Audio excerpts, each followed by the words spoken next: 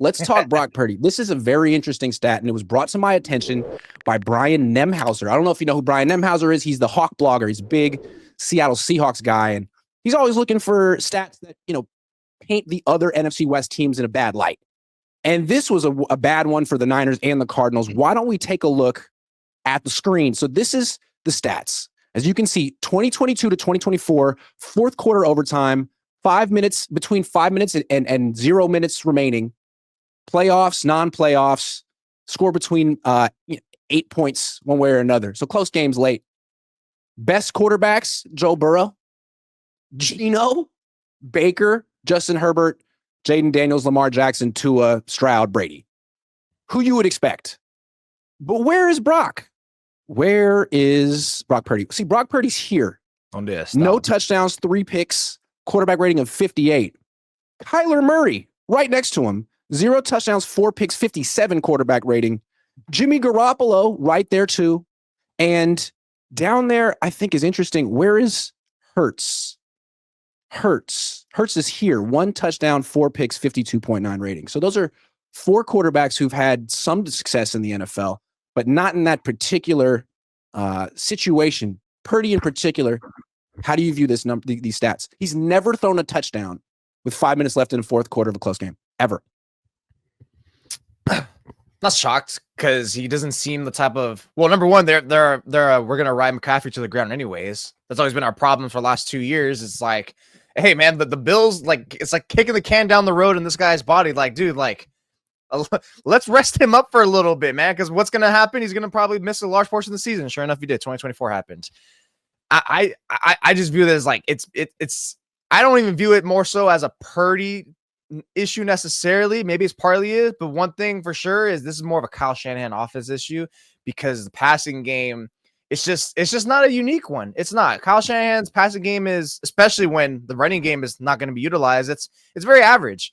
It's not that hard to scheme or defend against as long as you can if you can get ahead of the game, if you can get a score ahead and force them to come back, then all of a sudden it's like, what are we doing here? And maybe even Kyle Shanahan starts to get a little tight. I don't know. But the point is, his offense is not really meant to do that. You just saw Jimmy Garoppolo's there, and as much as Jimmy Garoppolo stinks, it's like, okay, like Brock Purdy's way better than Garoppolo.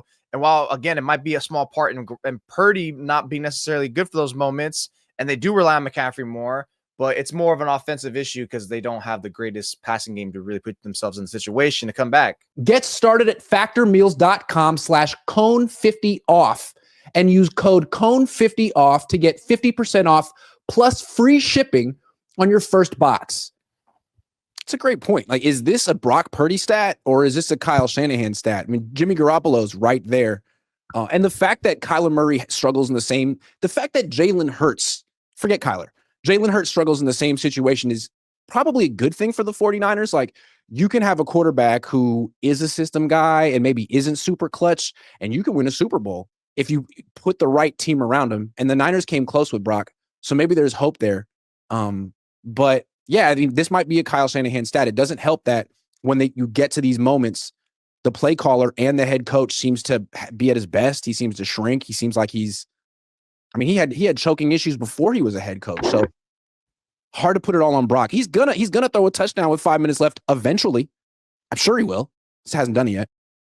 This year. He's gonna have to probably this year because that defense is gonna give up some points for sure. And then look, another reason why that probably cements the reasoning that it is a Shanahan issue is Jalen Hurts. He's had 2 different coordinators, and those coordinators have so far proved very solid for him. Mm-hmm. Or just even when Steichen left. I mean Steichen Steichen left and went to the Colts. They look like a good offense, even though he has no one throwing the ball well over there. But still, he's had good offensive coordinators, has good play callers over there, and he still has that stat there. But same thing, similar offense. They're a run first. Saquon Barkley is the number 1 option, lead guy to really be the driving horse. So is the 49ers offense. Christian McCaffrey is that guy, the lead horse. And it's just, you don't want to necessarily rely on that quarterback to be the reason why you win all the time. It should happen on occasions. There's been times Brock went out there like, yeah, Brock was the reason why they won that game, but he's not the reason why they've won majority of their games. It's been the totality of the offense. And if not, more times than not, because Christian McCaffrey's going off or Saquon Barkley in this instance. I just feel like Kyle, coming back to him, is just not, his whole system isn't built to win close games. Now, if he has a dominant defense, he can do it. But like his game script, ideally, is to get an early lead and then play with the lead and put the game away in the third quarter. And we've seen him do that, like especially in 2023, he did it a lot. But it seems like now when you're paying your quarterback 50, whatever, what is it, 53 or something $million a year, you're not going to have that dominant team anymore. You're probably not going to be blowing out teams 2-3 times a month anymore. So someone has to figure out how to win these games, and you don't have a hurry up offense. You don't have a great offensive line. I mean, there's so many things that get in the way. Yeah, I think this year's going to be the last year where you can afford to do that with Brock not having to put as much in his shoulders, because they do still have a very talented offense. Like on paper, this is like a top 10 loaded offense, you know, always on paper, right? Because we're not factoring in health, but on paper, this is still a top 10, maybe even 8 offense talented wise in the league. Like I know for sure, like more than half the league would instantly, more than half of play callers or coaches in the league would take the 49ers offense in a heartbeat over theirs right now. So right now they're fine, but yeah, next year, if Purdy's still on the team and like, you know, if Say doesn't like, I'm sure he's still gonna be on the team even if he does have a bad year. But next year's the year, I mean, 2026 is where it's like, we really need you to take some type of like leap forward in 2025 to show us that, okay, cool, he stepped up, he's better, he's 2023 version, maybe even a little better than that. And now we can rely off when we don't have like an extra talent or two on offense, because yeah, like you said, it's going to be more rest. That demand's not this year, but now it's like, Brock, this is your last chance. Like that forcing stuff last year, like that was kind of bad, but now it's like, now this year is going to be your last year to actually really get comfortable and be yourself and develop, because there is going to be that time where we're going to need you. That's 2026. It's not now. So let's see if you can actually play within the confines of yourself while also getting better. It's going to be a tough, like, tuck and pull, I feel like, in that sense, because he didn't prove that last year where he can handle it on his own, but I think he just wasn't ready. So I guess maybe a year or two, maybe he will be, but who knows? That's why he's got to go out there and play.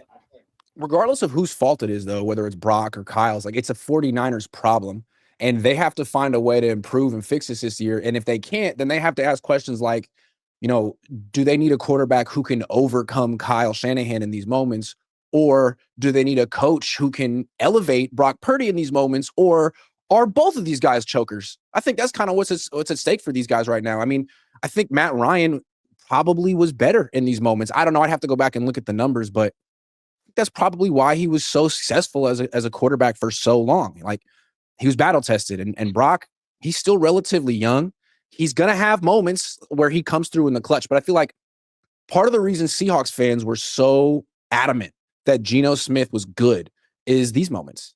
And I think part of the reason that Niner fans are so adamant that Russell Wilson was like a borderline great quarterback is because of these moments against the Niners in particular. So it's one way to judge a quarterback. It's not everything, but I mean, it's what made Joe Montana. It's the clutch.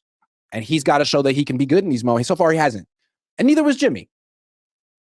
The only thing for some, the one that pops up in my head immediately, like one was like Brock, like really good on the final drive that led to a win. And it was, well, it didn't lead to a win, but he put him in a position, was sure 2023 Detroit against the Browns.